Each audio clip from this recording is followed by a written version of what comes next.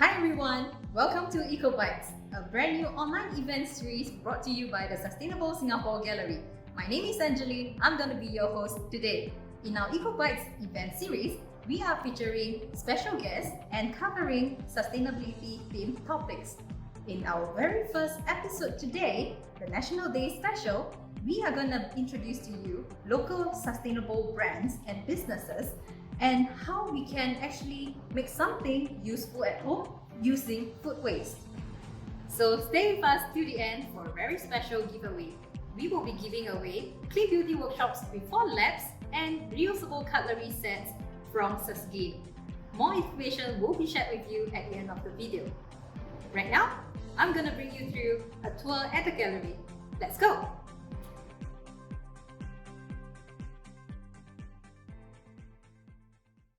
The Sustainable Singapore Gallery provides an overview of Singapore's sustainability journey over the years and charts the different sustainability milestones we have achieved.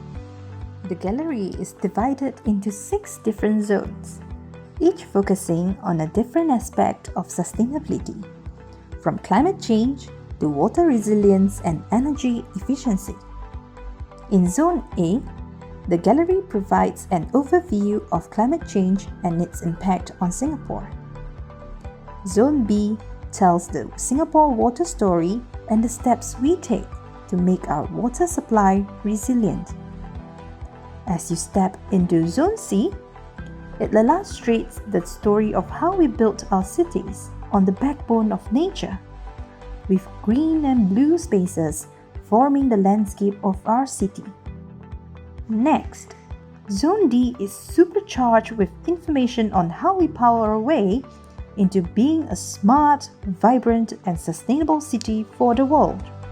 Moving on to Zone E, it tells the story of Singapore's efforts towards being a zero-waste nation and how we manage the exorbitant amount of waste we generate every day. Finally, Zone F provides you with a challenge to commit yourself to help Singapore become more sustainable using everything you've learned in the previous zones and to be a part of the Sustainable Singapore movement.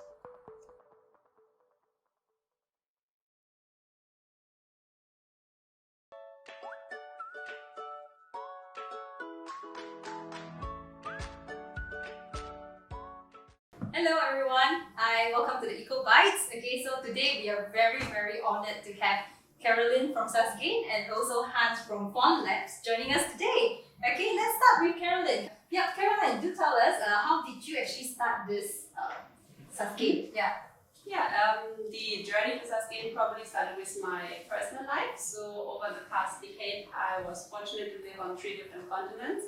After first coming to Singapore in 2009, my husband's job brought us to the United States and the Netherlands.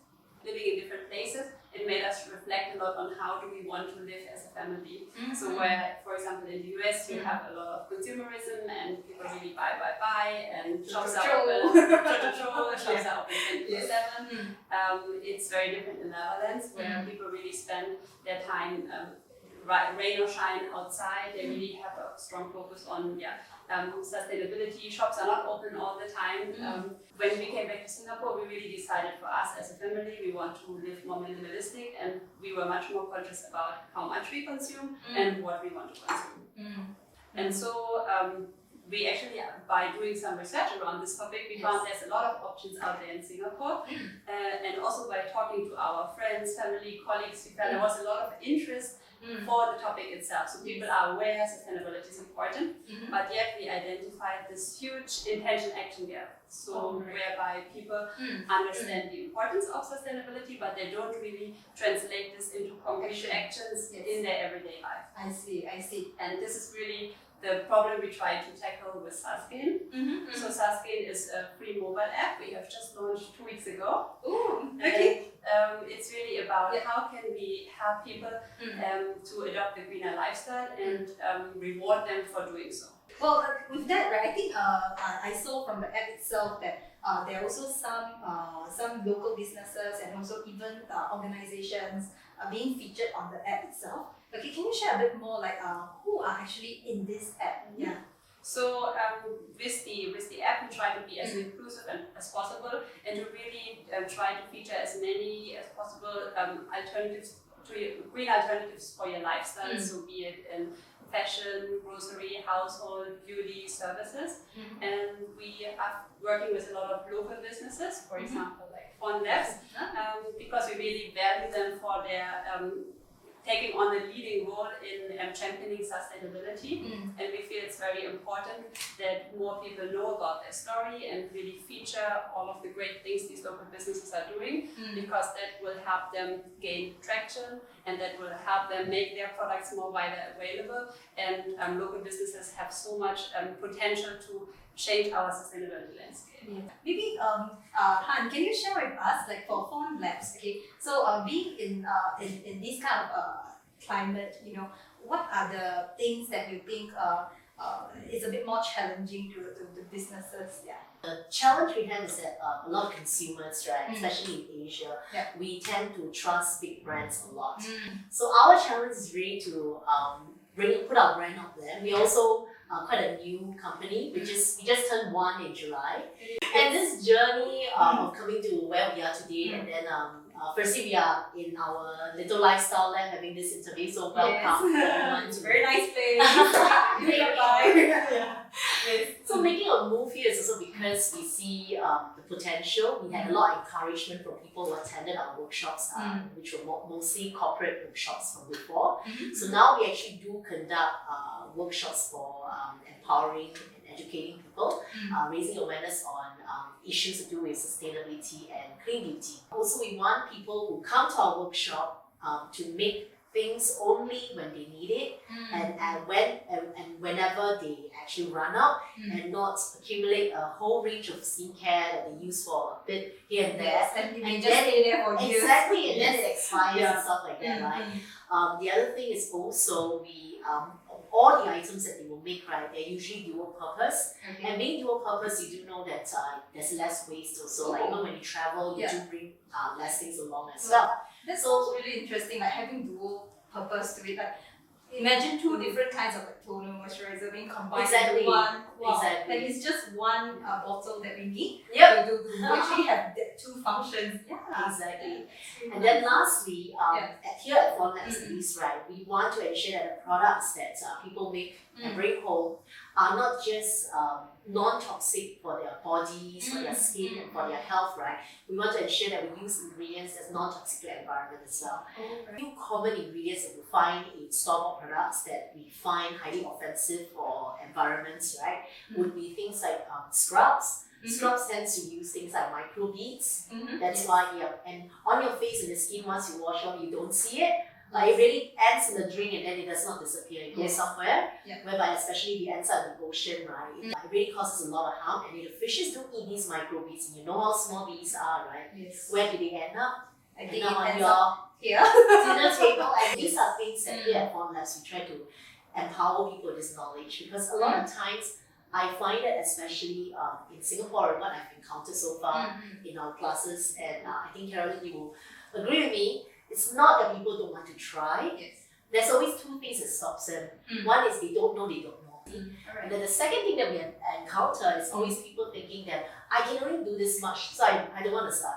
I'm sure you hear that a lot, right? Like, oh, it's just me using 1 straw, what can that do to the environment? Right? But imagine that if each of us, 3 of us, we empower 3 people to understand that little can do a lot, and that 3 person empower 3 more. So we've already started a 9-person movement. To have, we really appreciate this platform that Sustainable Singapore Gallery is giving to us for our voices to be heard, because these are small steps people can take that will lead into a bigger wave. You just don't know. You may not see it, but start doing something. It's really a pleasure to have both of you here, because I think it's very important to have more and more people joining us in this movement. We need everyone to be part of this, because you are all expert in your different areas.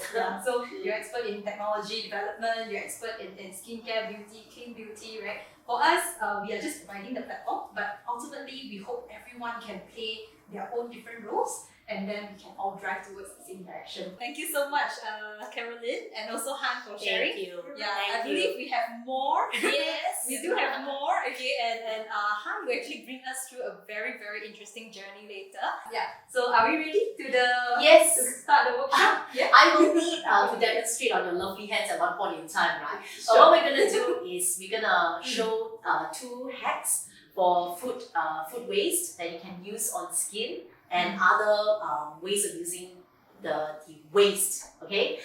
Then I will also demonstrate how easy it is to formulate something yourself. I'm gonna formulate something bespoke for Angeline. I'll make a foaming face wash that double up as a micellar water, light makeup remover micellar water. Okay, so that's dual I'll purpose. need it today. Yeah. Yeah. So what is your skin type? Can you share? Okay, so for me, my skin type is actually a combination skin. Okay, so dry skin, okay, plus oily skin at the T-zone. That is actually the most common skin type, right? Because when people come for our workshops and our open labs, we always ask them what's their concern, what's their skin type, right? Combination comes out 50% of the time. Wow. And I understand it's because of our humid weather here. Yes. And so the thing about skin, right? Actually, any types of skin, be it dry skin, oily skin, combination skin, right? The trick to getting getting it right is actually the cleansing. What most people don't realize is that they are cleansing wrongly. So when you address a combination skin type, you got to create hydration without clogging the pores, right? But even if you end up choosing a wrong product for yourself and you're clogging up the pores with something that's too hydrating or too oily, Yes. right? You do avoid issues with skin by cleansing properly.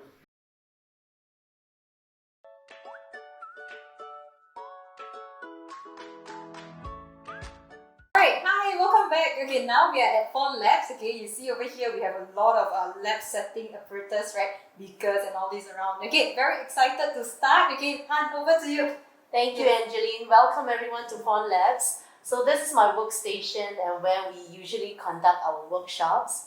What I'm going to start off with is, as promised earlier, we will show you 2 hacks to do with food wastes. A lot of us are staying home more often now, and you do consume more food items from home. And I'm not too sure if you noticed, but in the month of April and May, I had a lot more waste at the start, and I decided to do something different, and I finally started composting. I also was on a vegetarian diet that month, and I tend to take a lot of avocado. So I'm going to show you how I reduce my waste, my household waste, as well as to contribute to my sustainability lifestyle, right? By using the entire avocado fruit instead of just eating only the flesh. So for the first 2 weeks, I was actually eating avocado, and I find that I only eat the flesh, and I was throwing away the skin and the pits, right? So at that point in time, I started doing a bit of research as to how I can use the avocado fruit for other purposes. And one of the things I started is to look at how I can use the pit. So this is an example of a pit that you get after you finish the fruit itself, right?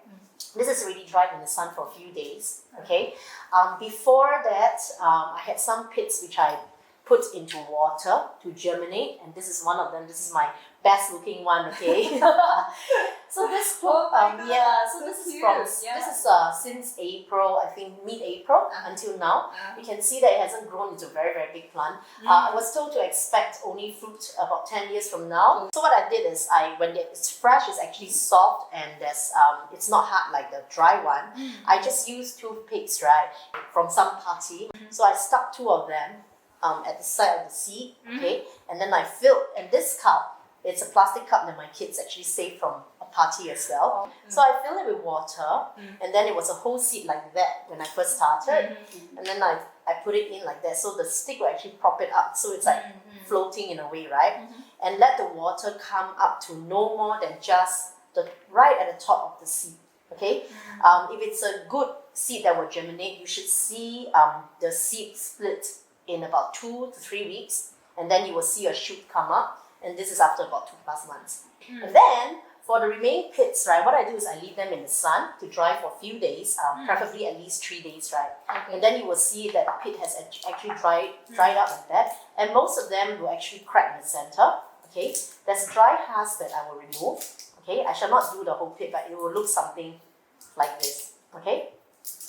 And then you will see that there's a very soft, inside it's a little bit soft and spongy, okay? I throw it into a food processor and grind it up.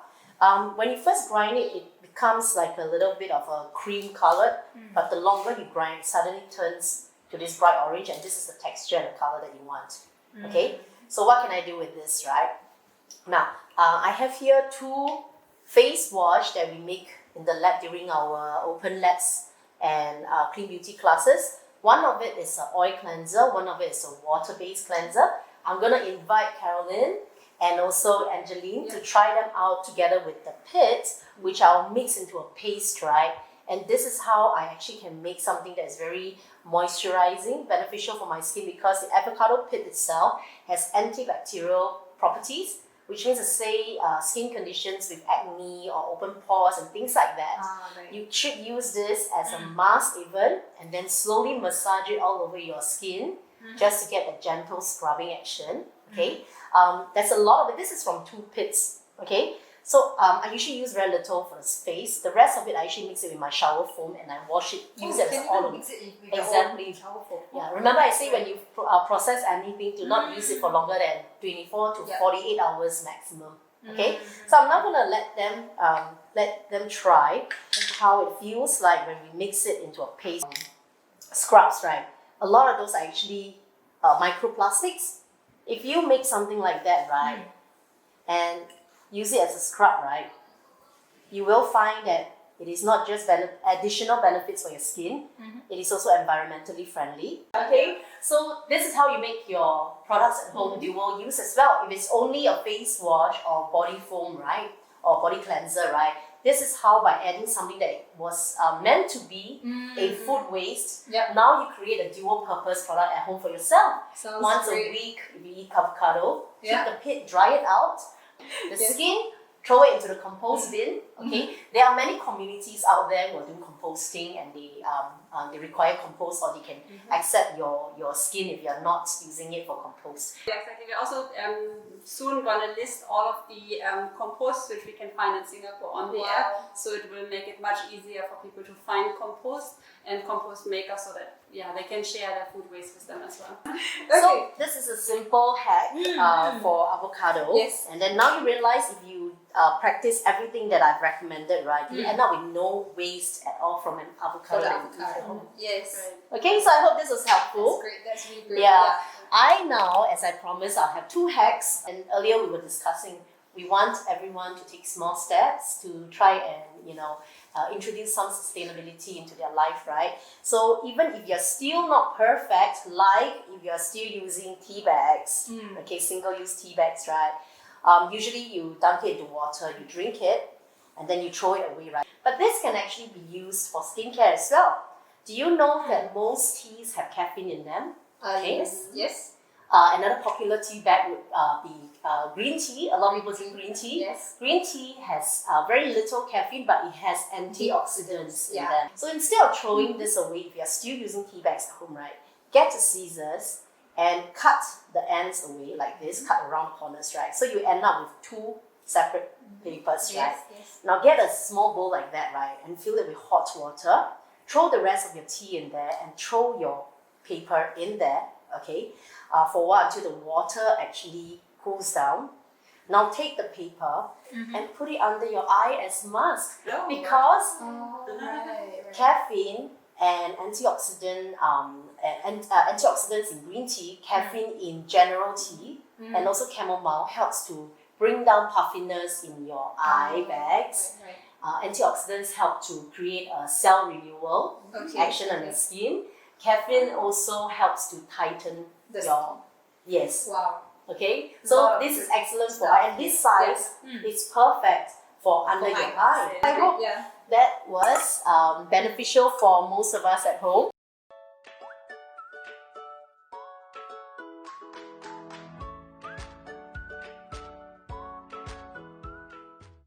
I'm now going to move on to make the Bespoke skin wash for the face wash for Angeline. So earlier she has shared with me that her skin condition is mostly what do you call that, combination with some pores and stuff like that. She wants to address that issue, right? So I prepared the formulation for her already. Now on this formulation itself, right, you will see on the screen itself that we have a few phases, and I've actually identified what you can use from home to replace these phases. Okay, of course I'm going to use proper skincare ingredients, but there are a lot of things that you can use from home to replace them and make your own foaming face wash at home. Okay, phase A would be the water-based ingredients. Now if you don't have deionized water, we use deionized water because it's the purest form of water, which is H2O. There's no contaminants or any other trace elements in there. At home, just use filtered water, distilled water. These are fine as well. Okay. You will see hydrosols. Hydrosols can be purchased if you Google. There are some Singapore companies that are actually selling them. You can purchase it from them. You can use floral waters. Even tea water like that, right, can be used as well. Aloe water, which is easy to find. Okay. Phase B, we are looking at the botanical extracts, right? Now, if you go to iHerb, they do sell a lot of these extracts, right? You can also make your own. You can purchase glycerin as well. That is easily, you can find that quite easily, even in baking shops. Okay. The next category will be the surfactants. Now, surfactants is a little bit more tricky because most people will think of using something like castile soap. You can replace the surfactant with castile soap, but just remember that castile soap has a higher pH. What that means is for people with dry skin, you probably got to follow up after you use this face wash, right, with some moisturizer just to make sure you return the hydration to your skin. And then the next category will be essential oils. You can make them with essential oils or you can make them without essential oils. The only thing you got to observe when you use essential oils is to never make any product with more than 1% dilution with essential oil. If unsure, use as little as 2 to 3 drops in each formulation. Okay? And then the last is a very important category. That would be the preservative. Now, if you don't have preservative at home, okay, I've given a few commercial names of these plant extracted preservatives that will work good enough for 1-2 months if you make a small batch. Okay, now if you don't have these preservatives and you don't intend to buy them and ship them to Singapore, okay, just make very small batches without a preservative, enough for 1-2 days of use, and then discard them. Each of these phases will just mean that I'm going to prepare them separately. I'm first going to start with the water phase. Okay, I'm going to measure out the ingredients. Okay, so I have 4 items in my water phase. So what ingredient are you using now? I'm using the rose hydrosol. Why I picked it for Angeline is because rose hydrosol essentially has very good hydrating benefits, but it also helps to ensure that your skin sebum is balanced. And then replacement that we can probably find at home for the hydrosol. Rose tea. Rose tea. Yes. Oh, nice. You know, if you have loose roses at home for tea, right? Yeah. That is rose water. So the next ingredient is actually geranium hydrosol. This is a little bit harder to replicate from Singapore because geranium is not a tea, and you don't really find geranium growing in Singapore as well. But you don't need to use as many. It doesn't mean that the more ingredients you use, the better the quality of the product. Sometimes less is more. Yeah. And the fun part about making from home is that if it doesn't suit you, you can always try another formulation again. Yes. So what I'm adding now is actually aloe water. Oh, okay. This is a special fermented aloe. It is with fermented rice water. Can I just use like those regular rice? Yes, water, just like the just water that you wash the rice in. Yeah. That has the same benefits. It's just not as pure, not as concentrated. I'm going to move on to phase B now. Okay, so this will be the active botanicals and the humectant. One way you can replace humectant from home is to use honey. Honey is a humectant. Yeah. Okay. The botanical extracts, if you don't want to ship them in, feel free to just only use honey, or buy glycerin from the baking shops and stuff like that and use it. Right. Yeah. Okay. So these are all easily replaceable, as I mentioned. This is butterfly pea flower.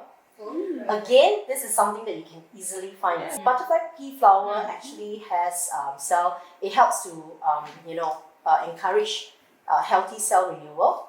Yes, it does. It has antioxidant benefits in there as well.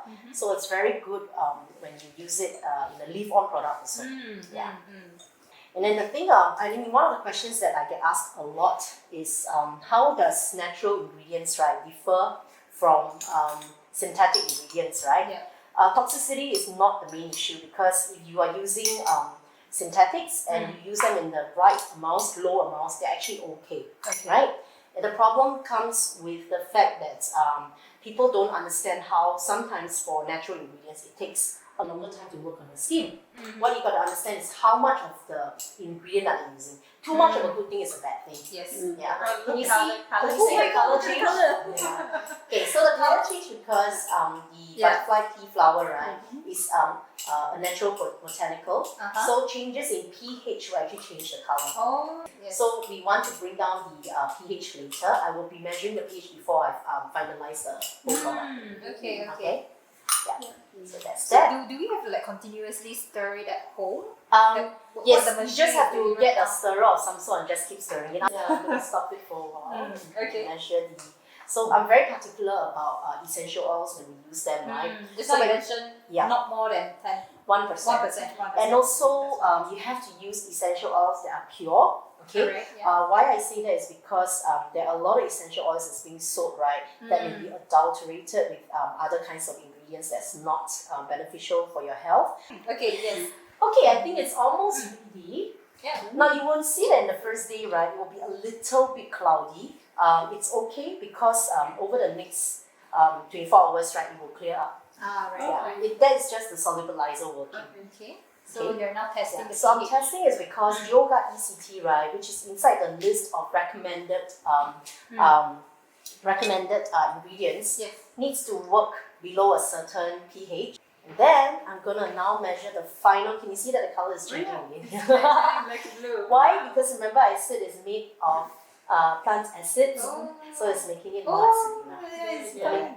As the yogurt is mixing. To the original color. Because it went alkaline and then it went acidic now.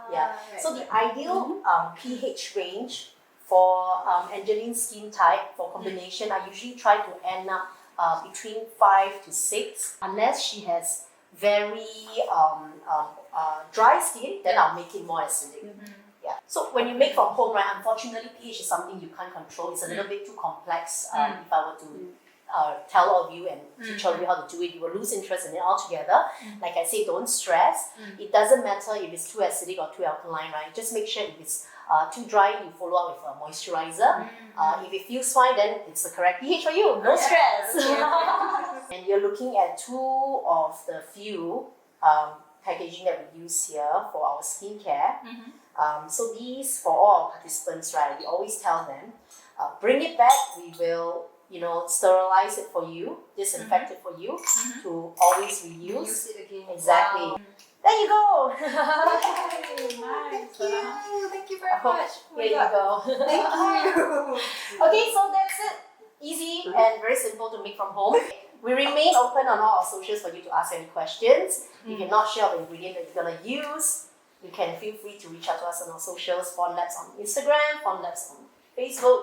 Ask us any questions, okay? And for those who are watching us right now, so what you can do if you want to experience a bit more, you know, when you see how Hann is doing the formulation, stirring and all this, you can actually experience here, right? Yes, over here. Okay, they hold these kind of workshops for you to actually make your own skincare products, okay, under Hann's guidance, of course. So what will happen next is that we're gonna announce what are the details for the giveaways, okay. So it's kindly sponsored by Fawn Labs, okay, and susGain has something for you as well. So we'll be announcing everything together at the back of the video. So stay tuned. So always think before I throw something into the trash, right? Can I keep it safely somewhere else? for a while, for how long, okay, and then to reuse it in other purposes. I think living the more sustainable life really is about starting with the little things you can do right away. It's not to try to do it perfectly. So as Han shared earlier, there are so many little things you can